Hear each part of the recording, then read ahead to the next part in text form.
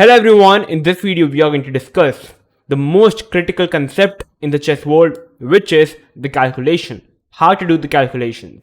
I have break down into 4 steps, which is choose the candidate moves first, look at check captures threat, divide the candidate moves into forcing and non-forcing moves, calculate the candidate moves, start from the simplest first, and then finally do the final check and make the decision.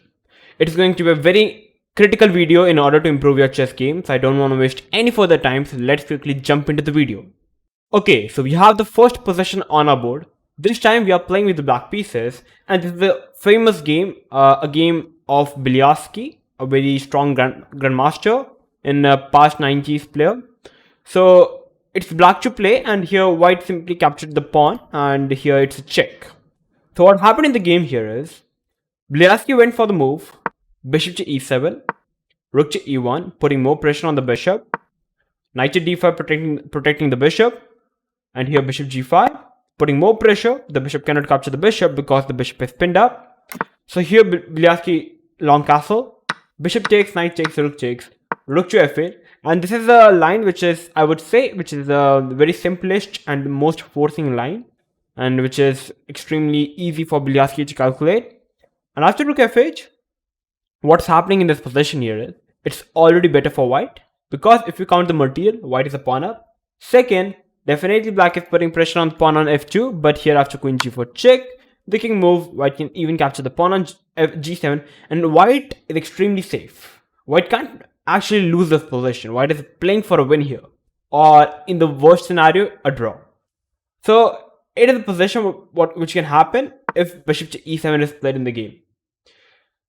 Coming back, there is another secondary option, which is king to f7, which is actually a much better option than bishop to e7. I'm pretty sure that Brilliance must have seen this position, king f7, and he must have calculated, but he somehow felt something wrong in this position, but it's actually a better move. So after even thinking for around 40 minutes, he went for a wrong move, which is bishop to e7. A better move is to play the move king to f7.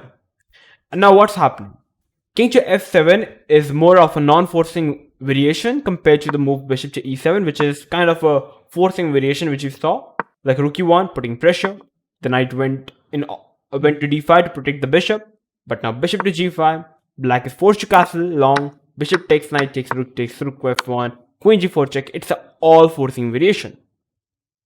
But the twist comes after king to f7 at the place of bishop to e7. After king to f7, there is a very complicated, or I would say non-forcing moves start from here. After king f7, white captures the knight, pawn takes, and here white gives a check on h5, queen h5 check. And here there are 4 candidate moves, I would say: king e7, king e6, king g7, and king to g8. These are the 4 candidate moves, and try to look at the simplest first. For example, king e6. What's happening after king e6? Black allows white to give rook to e1 check, king move, bishop to f4 check, king d7 check, and eventually it's a mate. So I would say I would simply eliminate this option of king e6 because it's the simplest one. It was easy to calculate, and we simply calculated it within seconds. So king e6 is not really working. King e7, again rook e1 check, king move, queen check, check. It's eventually mate. So again, king e7 this time is not working because it's the most simplest option. That's the reason we calculated it first. So king e7 and king e6 is not really working. King g7, bishop h6 check, king g8, rook to d7. And now it's a fourth mate on f7. Black can't really avoid it, and it's a fourth mate. So eliminating the third option, which is king to g7. And yeah, finally coming to the move king to g8, which is the only move in the position. After king g8, white is having the only move, which is queen to g4 check, which is the single check that white can give to black king. And here we play the move king to f7. If bishop g7, which is another move. Now here comes queen to c4 check, the king move, and now bishop to b4 check, and it's eventually over now. King e8, rook e1 check, or even simply queen e6, and it's game over. So yep, this was the king bishop g7 variation. So now we have king to f7, which is the only move. After king f7, white is having many options to continue the game. Queen c4, queen d7, queen h5. Let's try to discuss. Queen h5, we have the reputation, which is black is extremely happy. If queen c4 check, we are going king g6, queen check, king g7, and nothing is happening actually. And if you just simply count the material, white is simply a rook down. White needs to create some chances, or else if you give black even two moves, black is happy to play bishop to c5, get another rook in, and black is winning the game. So yep, that's what happens. And here, coming back a bit, if queen to d7 check, now bishop e7. And here black is somehow winning the game because now rook 8 is going to come, king g8, and black king is going to be safe. Black is a piece up, simply a rook up, and black is going to win the game. So this was, I would say, non-forcing variation which happened in the game. Like here, playing king f7, takes, and going for this complicated variation which takes time, which burns time on a clock. But yeah, it's worth it if you found something good in your side. But Bilyaski went for the move bishop e7, which was the simplest option, and this often happens in our game. When we see a simpler variation, we simply go for it. But it's not always a good idea. If you're having having time on your clock, try to pause, try to think some non-forcing variations, non-forcing moves, and try to get some good position on our board. So yeah, that's why king f7 is the much better move, because after takes, queen h5 check, black is having this king g8. That's how the top grandmasters calculate. They try to find out the candidate move. Like in this position, black is having 4 moves in the position. They first go for the simplest one, which is king e6, try to eliminate the simplest option, try to check out the simplest options, what's happening on the board, and then from the simplest we go to the hardest. So yep, this was the first position, I would say, very interesting one. So now let's move on to the second position. Okay, so we have the second position on our board. In this position, white simply played the move rook c2, h3. And what's happening in this position? In this position, white's idea is to simply capture the pawn on h7. So it's black to move, and you can pause the video. It's a very famous game from the candidates 1958 or around it. So it's a very famous game. You can pause the video and try to think, how will you try to react from the black side if you're playing with the black pieces? Okay, so I'm pretty sure that the most common moves that many players' minds come here is to simply capture the rook. And yeah, we are simply capturing the rook, queen takes, and it's the most simplest variation to calculate. After queen into h5, we are going to come to this point. But here, what happened in the game here is black found the best resource in the game, which is just simply capture on c4. And this is a move which is extremely hard to think in a live game, because after dc4, we are simply giving up on the king side. Rook into h7. We play c3. Queen to c1. Queen takes. Queen h6. This was exactly what happened in the game. Queen h6, and now the idea is to simply give a check. Like for example, if a6, check, and it's mate. So here at the place of a6, black is forced to move the rook. That's exactly what happened in the game. Bishop c1 now, bishop g7, and now black's position is all consolidated, and there is no way black is losing the game.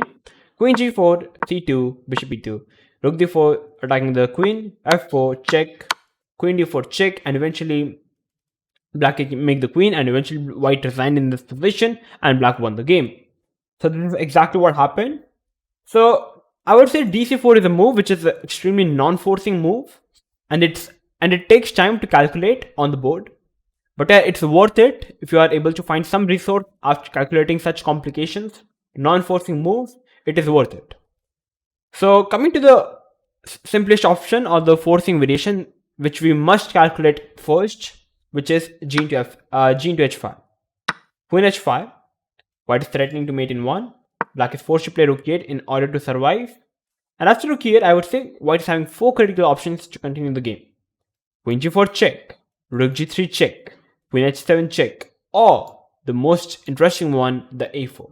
What's the idea? Idea is to play bishop a3, cover the f8 square, and now simply any of the move win. Queen g4, rook g3, queen into h7, it's game over. So yep, very interesting one. So I would say How did I evaluate these candidate moves? You would ask. I would say it's a very easy way to calculate everything. Check captures threat. First, we are looking for checks, queen g4, rook g3. Second, we are looking for captures, queen into h7. And third, the threats, which is to play a4, trying to play bishop a3, covering f8, and then simply threatening mate. So this is how we calculate the candidate moves. Yep. So now trying to check one by one the non-forcing variation. First, try to look at the simplest one, which is queen into h7 check. What's happening? Quickly. King f8. Black runs away. And now already I feel that it's good for black because now somehow black's king is escaping. Like if a4 trying to play bishop a3, queen d6 covering this, rook f3, and here king e7. And here somehow black have consolidated the position, takes, and black is extremely fine. The king has successfully able to run away. So this is what happens after queen into h7. If queen g4 check, simply bishop g7. And if rook g3, putting more pressure, queen f6. And now again black's king is extremely safe. White is simply exchanged down. I'm sorry, not exchanged down, but simply a rook down. And the position is completely losing for white. So this is how we simply eliminated two of our options. Now two options are remaining. Rook g3 check, king move. Bishop g7 is not working this time because of queen h6. And now there is no queen f6 because queen into f6 comes in. You cannot capture the queen because the bishop is pinned up. So king f8, bishop check, king e7, rook f3, now bishop h8. Takes, rook f8, and after a4, bishop a3, simply king e8, queen e7 is coming up, queen e7 is coming in. The position is good for black. Even after bishop a3 attacking the rook, bishop f6, takes, the position is still winning for black because there is no way white can get any attacking chances. Queen h6 check, bishop g7. Now queen e7 simply consolidated the game. What do I say? We are simply a bishop up and we're winning the game. So this is how we can say that rook g3 is also not working. So a4 is the only move that is left. And after e4, our idea is pretty clear to play the move bishop a3. Queen e6, trying to cover the a3 square. And now queen to h6, trying to cover the f8 square again, trying to threaten the bishop, trying to play rook g3 check. Bishop g7. And here we play the move queen into h7. Remember, we cannot play rook g3 because of queen into g3. And after takes, black simply captures the queen and wins the game. So that's exactly why after bishop g7 we capture the pawn. King f8, rook g3. These are some non-forcing moves, candidate moves that you must calculate. Bishop f6, c5, very strong move, takes. And here you cannot take because after queen f4, there are no more checks and black is better in the position.